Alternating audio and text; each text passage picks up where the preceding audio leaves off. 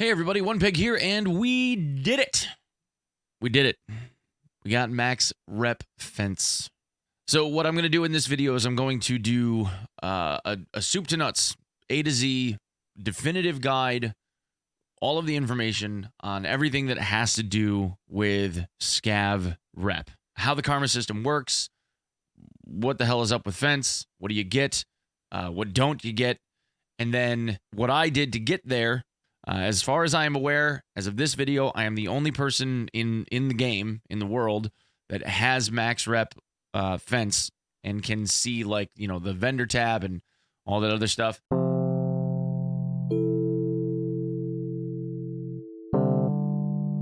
But hey, listen, while I have your attention, you see this stuff here?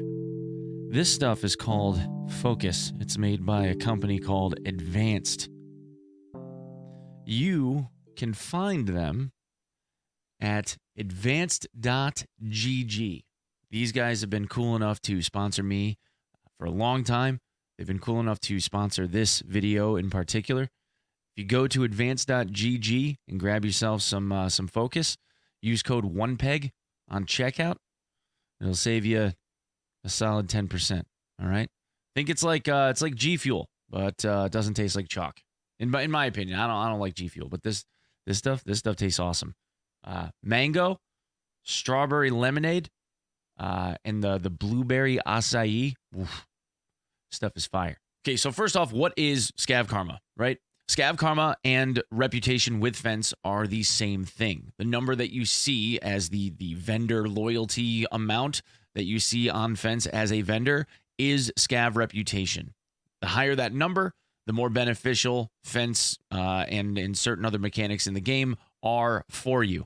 If that number is lower, below 0, or going even further negative down to -7, the benefits, perks, whatever, get worse and worse and worse over time. The most immediate thing that you will notice as your rep improves or degrades is that the timer for your Scav cooldown will either decrease or increase based on that rep. The most immediate benefit that you will notice is that the Scav timer is reduced as your rep improves. At +6, where I am now at max rep, that timer is reduced by 50%. So with a base timer of 20 minutes, that means that my Scav cooldown is 10. If you were to combine this with Intel Centers 1 and 3, this would give you an additional cooldown reduction of about 35%.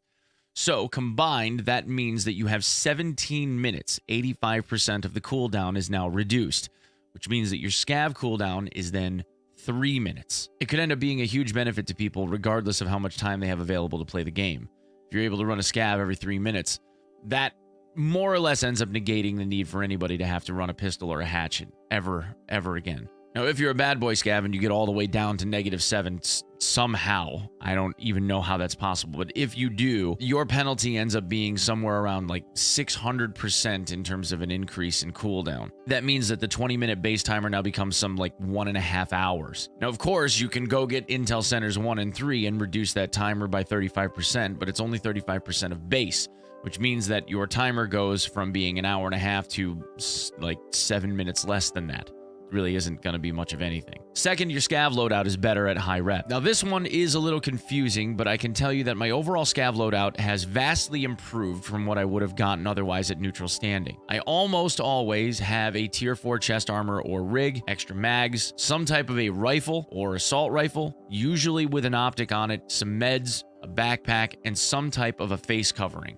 I have not gotten a pistol in a very, very long time. In terms of face coverings, I almost always now end up getting like a smoke balaclava, almost always. And for backpacks, the most common thing I'm seeing is like a Scav backpack in size. So a Scav backpack, a day bag, or a Burkett, something like that. At lower, very negative reputation, your loadouts are kind of trash. Next is that the Scav case cooldown is affected. So at maximum rep, the cooldown on your Scav case is 50% better. That means that something like Moonshine, which has a base cooldown of 4 hours and 40 minutes, is now 2 hours and 20 minutes. The Intel base cooldown at 5 hours and 20 minutes means that we're now at 2 hours and 40 minutes. And then the 85K case has a base of 2 hours and 15 minutes. So now we're moving down to somewhere around an hour. for an 85k case. That means that just around every raid to every other raid, you'd be able to continuously run your 85k case. That is humongous. Now, conversely, at max negative rep, the cooldown for the scav case is 500% higher. So instead of being able to do something like a moonshine run 5 times a day, the moonshine base cooldown, something like that, is over 22 hours. Next, the vehicle extracts. So in taking the car extracts, apparently the cars are driven by scavs as part of Fence's larger network of people. In doing so, by having maximum rep, the cost of these vehicle extracts is reduced by 50%. Now, it doesn't sound like much until you realize that throughout the course of any given raid, whether you remembered to bring rubles with you or not, on something like customs, you could hit a few safes and have enough money to be able to afford to take the extract out. Because now, instead of it being, I don't know, 6 to 10k, it's like 2 or 3k. Way, way nicer. If you somehow manage to hit maximum negative rep with Fence, the cost of that paid exit ends up being quadrupled. If you've never tried it, I suggest trying this. As a scav, you have the ability to ask another scav to come with you. That is done by pressing YY to open up the emote menu, in case you've never seen this before, and then using this icon here to tell the scav to follow you. You can also, consequently, set it in the menus by right-clicking it and setting it to one of the F keys, and then you just have to hit the hotkey from that point on out. And when you ask a scav like this to come and follow you, they have a chance to say no.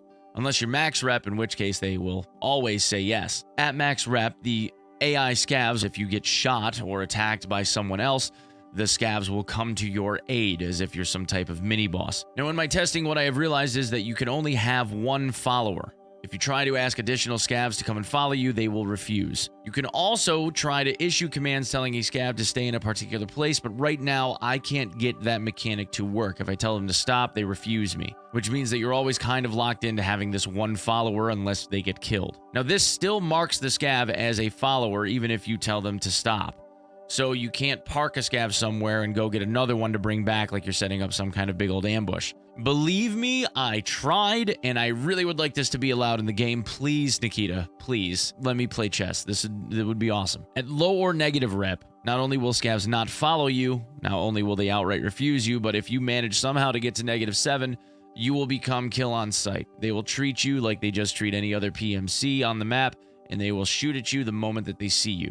At maximum rep, you also have the ability to walk right up to any scav boss that you damn well want to and take all of these really nice glamour photographs like I did with Tagilla yesterday. There are also pricing modifiers on Fence. At max rep, they have a 15% discount. The prices are 85% of what they normally would be on him. And he will also pay you slightly better for the items that you sell to him.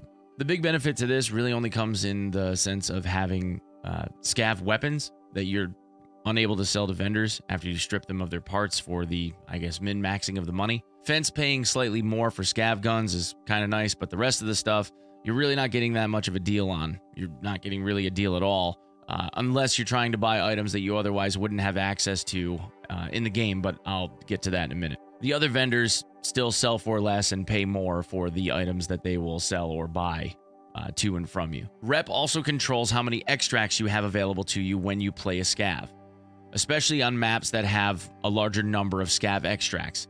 Something like interchange isn't really going to be affected because at most you're going to have 3, right? Each one of the corners and then the duo extract. But on maps like Reserve, for instance, at any given point in time, I have almost every single scav extract on the map available to me, regardless of where I spawn. Now, the biggest and coolest benefit, above all, is this crown tab that you have access to on Fence at max level rep. At +6 rep with Fence, you are given access to this crown tab, which allows you to be able to buy items that were lost because they were uninsured by other PMCs. Now, after watching these items for a while, I've got a number of hours now watching these tabs, I don't think Fence includes items that were lost on labs, which from a lore perspective makes sense because scavs aren't supposed to be able to get into the lab to begin with because it's too dangerous or whatever. Right now, this tab, this early in the wipe, doesn't have that much amazing stuff on it.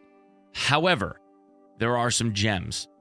I've been able to pay cash for gazelles, lots of tier 4 armor like AVS rigs, and snagged a 50-round MP5 mag. for about 18k so that I could do Gunsmith 3. Something interesting about this tab that I noticed is that he seems to wipe this tab clean every hour and 15 minutes or so based on that timer. When the refresh timer hits 0, this tab gets wiped clean and then populated as people's items are lost on maps during the next hour or so, it seems. So these items don't just accumulate forever. They show up for an hour and then they're gone for good, which is kind of nice because it means that people have to kind of be actively checking this out. I do worry about people getting to max rep and then getting an account that it just ends up botting like all of the good stuff, but you know, we'll cross that bridge if we need to when we come to it, right? Now, most of the weapons that end up on this tab are recycled scav weapons that a PMC brought in and probably didn't bother insuring because the durability was so bad that it was a throwaway and didn't matter. But there are some gems. I've seen full durability 74Ms with optics. I've seen Ketters, partially built ADARs, etc. It honestly looks like a good way to get items that are usually barter only or attachments on certain weapons if you know what you're looking for things like the Gunsmith series. Oh, why yes, I would like a Gazelle.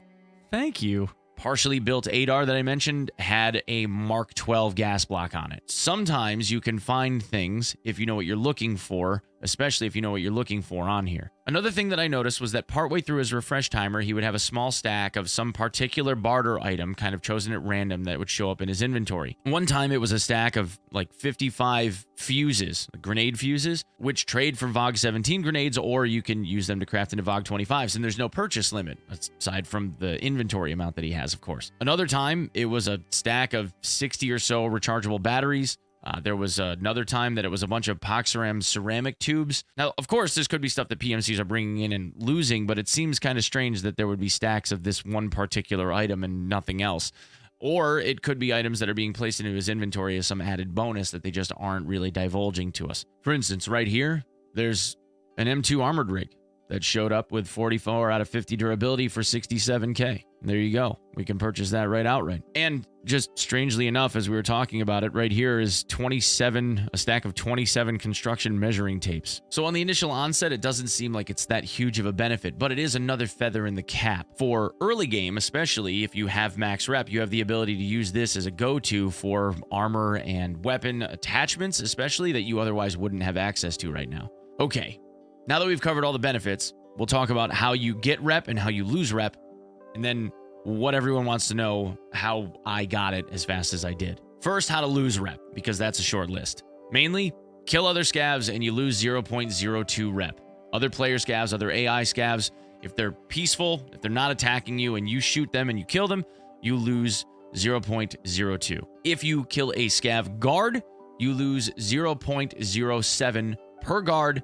And if you kill a scav boss as a scav, you will lose between 0.2 and 0.5, not 0.2, 0.2, 10 times to 0.5, which is 30 times the normal penalty for killing a regular scav. So if you think about it, it's a pretty hard thing to do to lose rep. Now, how you gain rep, most of this is grindable. Now, we're going to refer to a scav that kills another scav as marked, okay? They're marked. If you kill a marked player scav, you gain 0.1 rep.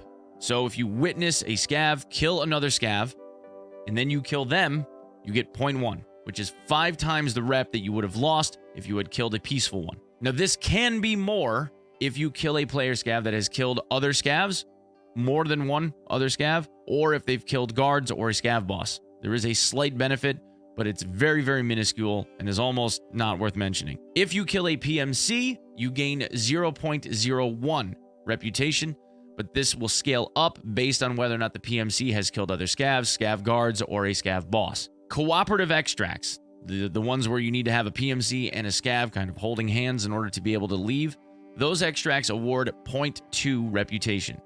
So if you have the ability to coordinate your efforts and work together, you get 0.2, which is a lot, comparatively speaking. Now, these extracts are found on Interchange, on Reserve, and on Woods.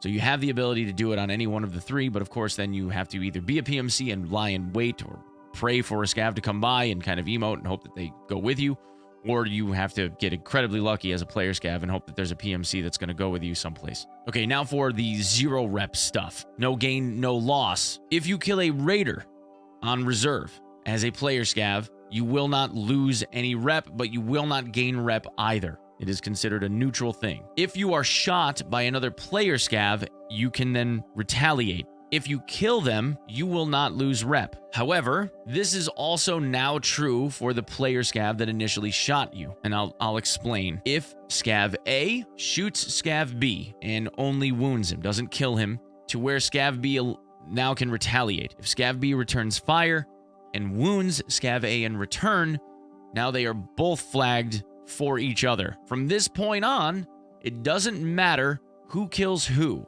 After this moment, neither one of you will lose rep. So if you decide to retaliate, just be aware that the person that initially shot at you is now no longer at risk of losing any reputation if you lose. Now, this last one is big and is semi-grindable, but I'll explain. Guarding scav bosses and their guards. The moment that someone decides that they're going to shoot at a guard, the guards will mark them as hostile. So that means that it's open season. So if a player scav shoots at a guard, shoots at a boss, and then you kill that player scav, you now gain rep as a result. So the vehicle extracts, the V-exit extracts, where you pay a car to take you off of the raid. These vary in price and are found on customs near dorms, the woods expansion on the bridge by the village, and at interchange by the power station. Each one of these cars gives rep independent of the others. Let me say that again. Each one of the vehicle extracts on each map are independent from one another. They have their own reputation. This is important because it seems to be an issue where people get confused. So you can take these extracts as a PMC as many times as you like, but the rep reward for each one of these extracts will decrease over time. So again, each one is independent of each other.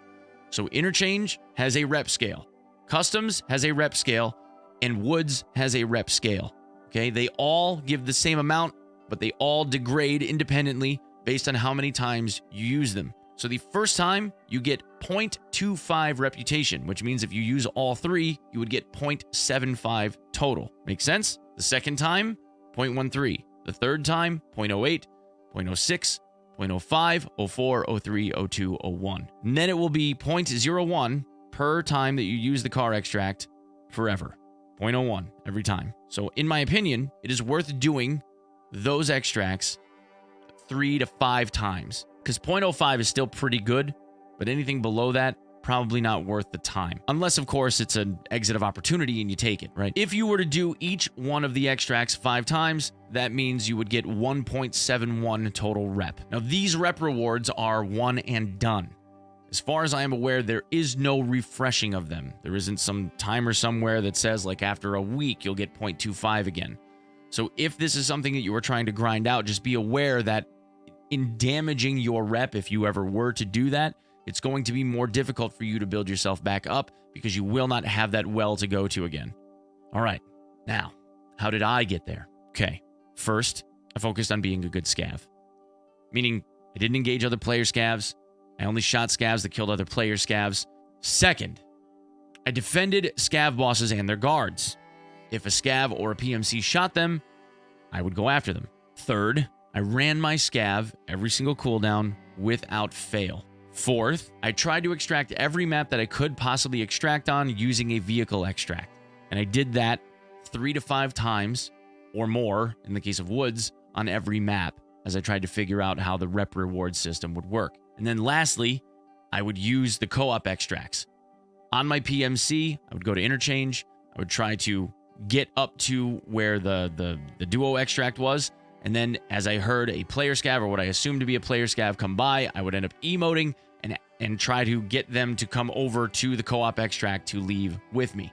It actually seemed like it was a pretty effective tool, albeit I sat in place for 15 or 20 minutes at a time on certain raids trying to wait for somebody to walk by. Now, I focused on this as my sole purpose for like 3 or 4 straight days, doing nothing but this stuff. Guys that have been playing right along that have, a few more hours than I do at this point in the wipe cycle, like Pestily, he's already at like 2.5 rep, and he's just been playing the game normal. So I know it's something that can be done in relatively short order if it's even somewhat of a focus. And of course, you have to have some ability, some talent, and some understanding of the mechanics, right? Just like anything else. Okay, I do have some criticisms about this, but most of these things I think I have brought to the attention of the devs already. And some of them are really just like personal preference kind of stuff. So you'd rather not see this section, don't bother, whatever. But there might be some important info in here. So in my opinion, scav weapons with this level of rep should have some improvement in their base amount of durability. Maybe not Raider or Scav boss good, but like 80%? 80% durability would be a far cry better than 50, especially considering the accuracy penalty that we get as a result. I'll go into that in a different video. But I'd like to see there be a little bit better durability base on scav guns if you're going to have this much rep. And it's not like it would be outside of the canon or the lore of the game, because it would make sense for somebody that is like in heavy favor with Fence to get weapons that he might be stockpiling that have like a little bit better quality to them, My largest criticism right now with this is that the rep can be cheesed a bit. Right now, there's no watchdog mechanic that says that you're in a group together. So if somebody in your group ends up shooting another scav or whatever, it doesn't keep another member from that same party from shooting the marked guy in your team and gaining rep. You can do that. I'm confident that they'll fix that mechanic, but there is also nothing that's going to keep people from being able to simultaneously queue like they have been doing for years on PMC tasks in order to be able to cheese things like Shooter Born in Heaven and other stuff. Overall, in my opinion, the max rep scav loadouts feel a little lackluster in comparison to others. I don't really notice that big of a difference between, let's say, like a 3.0 rep scav loadout and a 6.0 rep scav loadout. I do absolutely notice a difference for scavs compared to like neutral rep. Consistently, the scav kits are significantly better than where it was when I first started the rep grind, but it's not so much better where I'm like, wow, yeah, like the loadouts were worth it. The overall difference, though, from neutral to max rep scav loadout, it feels a little light. It's inconsistent to the point where, let's say, like 80% of the time, I would have like a tier 4 chest, which isn't bad, and I'm not complaining necessarily about that. But multiple times I've gotten things like an AKM with T rounds and no stock and no dust cover. Even though I have backup mags, it ends up, and it still got irons. It's a scav loadout, and I'm not trying to complain about that because it obviously could be much, much worse.